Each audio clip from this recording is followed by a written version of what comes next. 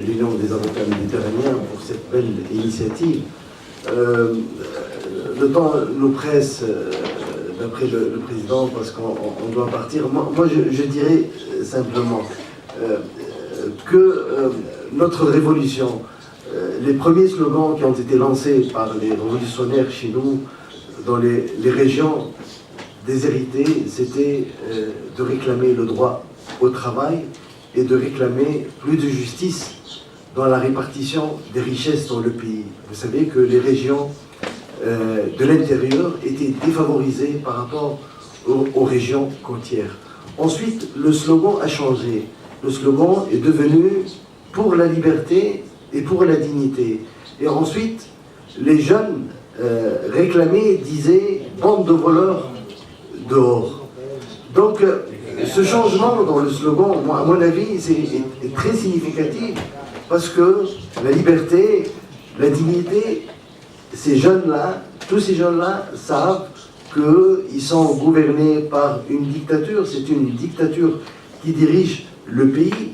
Et aujourd'hui, le défi que nous sommes en train de confronter, c'est de passer cette période de transition vers un régime véritablement démocratique.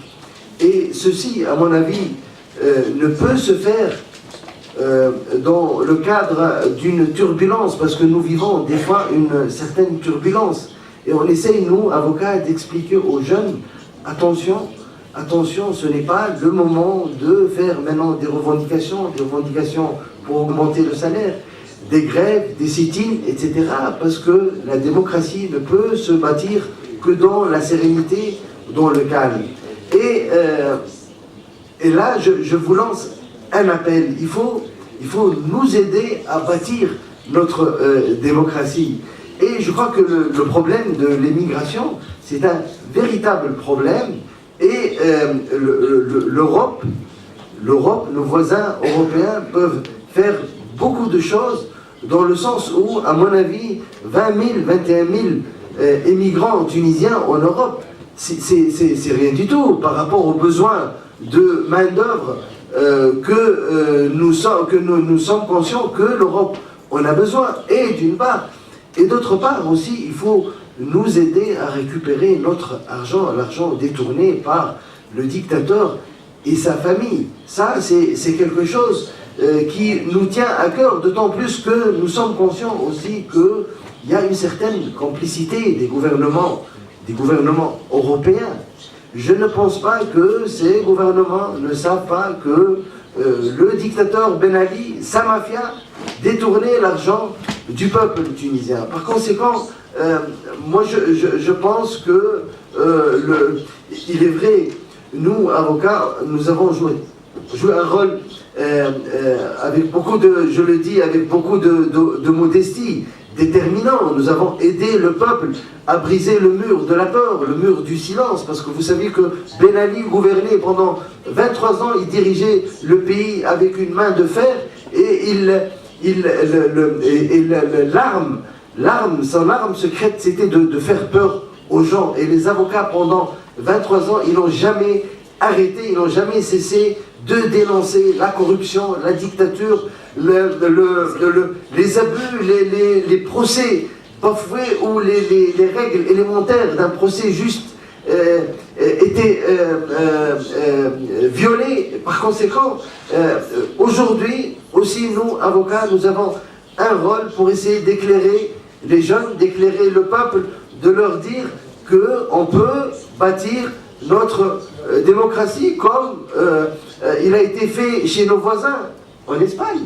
Et d'ailleurs, l'expérience de nos amis espagnols est très intéressante pour nous, parce qu'il y a, il faut le reconnaître, il y a certains excès, dans le sens où certains pensent que la transition aussi, c'est la chasse aux sorcières.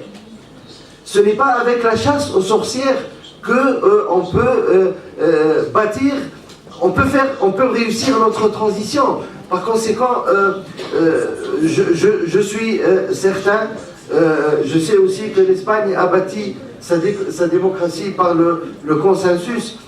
Je suis certain que cet échange entre les deux rives de la Méditerranée nous permet, parce qu'il est de l'intérêt de l'Europe, de l'intérêt de nos amis en Europe, qu'il y ait une démocratie en Tunisie et chez nos amis aussi, nos frères dans le Maghreb. Par conséquent, c'est dans ce sens que ces rencontres peuvent, à mon avis, aider à trouver les solutions. Et on me presse, alors j'arrête et merci beaucoup.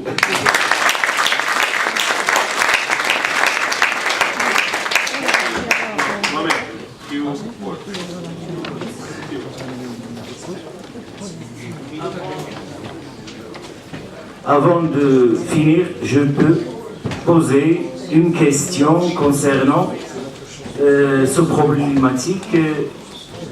Cette question, c'est: est-ce qu'il y a une volonté politique pour résoudre ce problème? Et j'espère d'avoir des réponses politiques ou juridiques concernant ce problématique, parce qu'on ne peut pas le résoudre dans un meeting de 1h30 ou 1 heure ou dans un travail de 2 jours. Cette question demande beaucoup de discussions. Alors j'attends les réponses, et l'Union des avocats méditerranéens veut avoir ces réponses dans des brefs délais pour avoir vraiment le chemin correct qui nous amène à faire des résolutions absolues. Merci bien.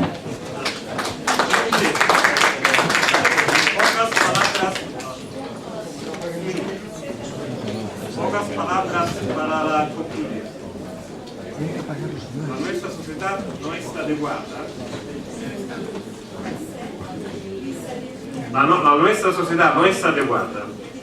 Los grandes fenómenos migratorios y la globalización exigen la nueva redacción de nuevas reglas fundadas sobre el respeto de los derechos humanos y sobre la redistribución de riqueza. A esta tarea son llamados los abogados, y esta es la tarea de la responsabilidad social de la abogacía.